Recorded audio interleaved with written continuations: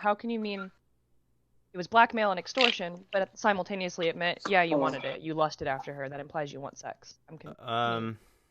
I'm a guy. I think you've sunk to a really low point when your go-to excuse your behavior is, I'm a guy. Nobody wants to talk about that. But you lusted after You her. still don't. So, Yeah. This is the concession that some of his viewers caught him on, and that they're still reminding him of, that he's admitted that he lusted after her.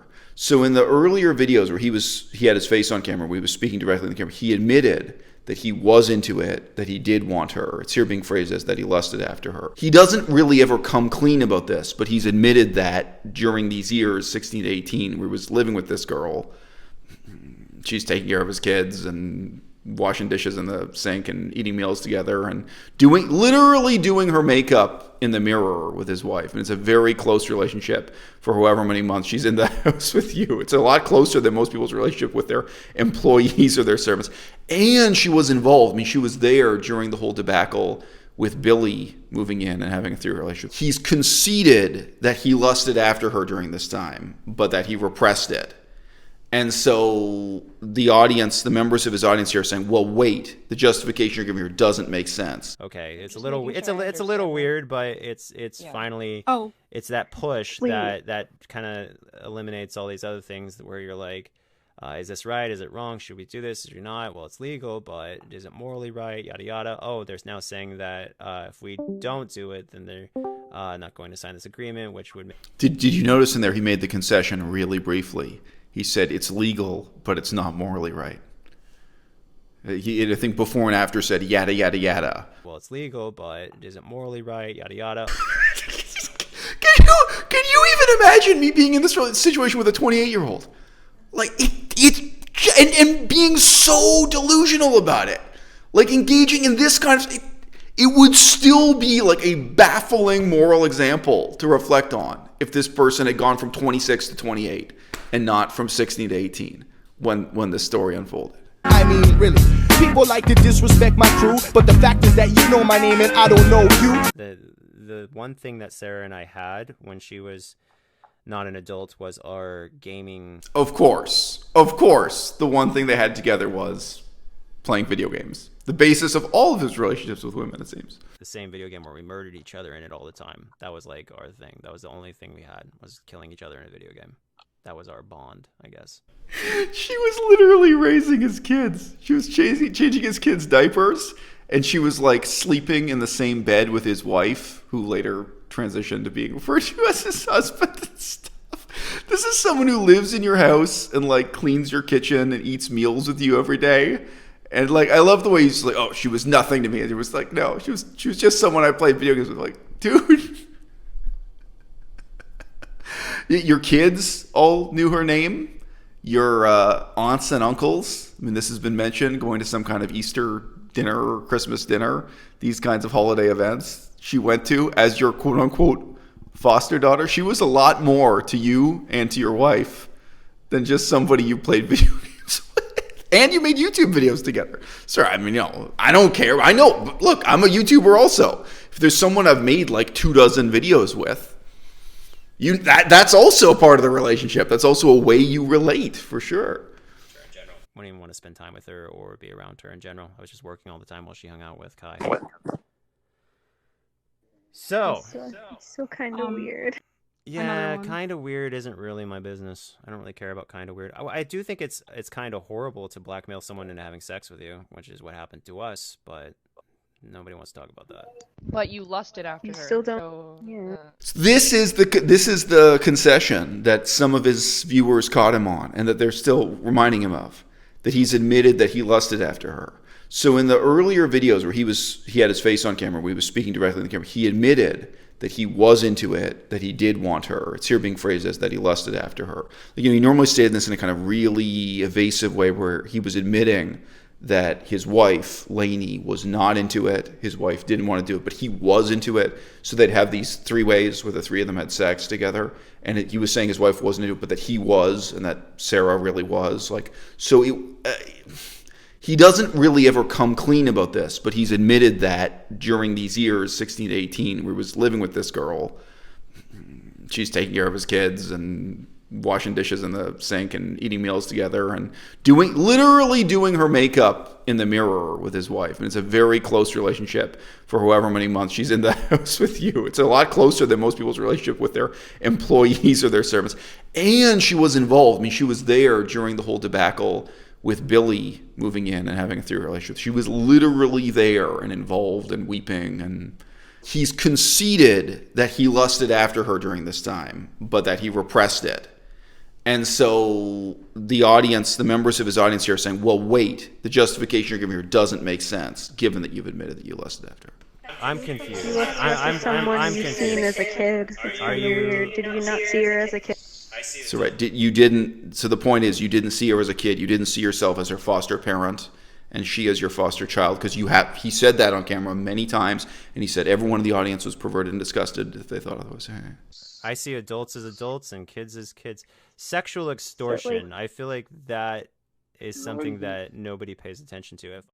How can you mean it was blackmail and extortion, but simultaneously admit, yeah, you wanted it, you lusted after her? That implies you want sex. I'm a guy, and when Jesus, when an adult woman wants to be with you, and there's nothing at that point holding you back. I think you've sunk to a really low point when your go-to excuse your behavior is, I'm a guy. I don't think there's any good situation to use that line. You're a guy. You're also a father of 2 children. And this girl raised your 2 children over a period of 2 years, 2.5 years. Again, your children know her and know her name. Your aunts and uncles, your mom, I think he's estranged from his father. They've all met her and know her name and have met her at Christmas dinner and those types of things. And it was explained to those people. I think those people probably also heard via his YouTube channel and other social media that she was somebody to be regarded as a kind of foster child living with them and co-parenting with them and helping out around the house in exchange for living rent-free. She was still doing high school by correspondence course, by internet long-distance high school. She was still a high school student living there. Well, I'm a guy. What the hell kind of... Well, yeah, actually, the subject of this video is whether or not you're a good guy. Did you forget that? That was the topic. Okay, it's a little weird, but it's finally it's that push that kind of eliminates all these other things where you're like, is this right? Is it wrong? Should we do this? Is it not? Well, it's legal, but is it morally right? Yada yada. Oh, there's now saying that if we don't do it, then they're not going to sign this agreement, which would make... Did you notice in there he made the concession really briefly? He said it's legal, but it's not morally right. I think before and after said yada yada yada. Well, it's legal, but is it morally right? Yada yada. But it was in there very briefly. It's legal, but it's not morally right. That was supposed to be the topic of this video, right? You're supposed to be talking about morally and ethically, not legally, whether or not he's a good person.